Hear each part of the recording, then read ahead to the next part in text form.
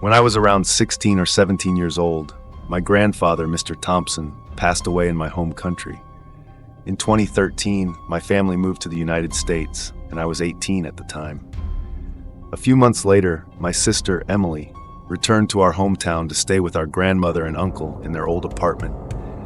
She frequently mentioned hearing strange noises coming from Mr. Thompson's room, which had been left untouched since his passing. One evening, Emily witnessed the closet doors swinging open and closed on their own. That night, while she was getting a glass of water in the kitchen, the door to Grandpa's room suddenly burst open, and she heard footsteps racing toward her. Terrified, she bolted to her room and locked the door. After that incident, she decided to move out.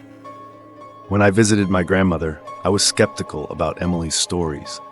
However, it wasn't long before I started experiencing eerie occurrences myself. I began to hear unexplained coughing sounds, catch whiffs of cigarette smoke from Grandpa's old room, and witness the door flinging open unexpectedly. Every morning at 6 a.m., I would wake up to the sound of unnerving laughter echoing through the apartment. Initially, I thought it might be a neighbor with a mental illness, but when I asked my grandmother about it, she assured me that she knew all the residents in the building, and no one had any such issues. Out of curiosity, I even checked the basement, but there was no one there. The laughter continued each morning, and it was unlike anything I'd ever heard, an eerie, chilling cackle reminiscent of a horror movie.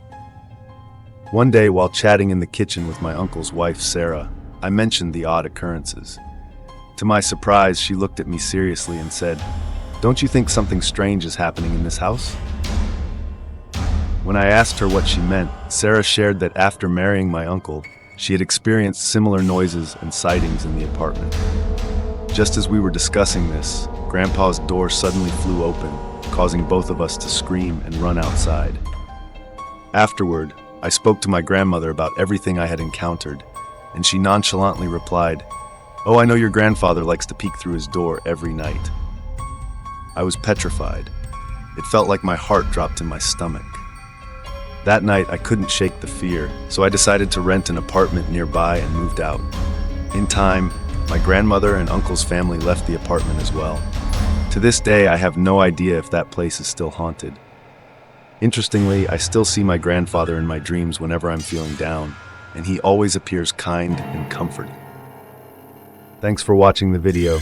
Subscribe to the channel for more interesting stories.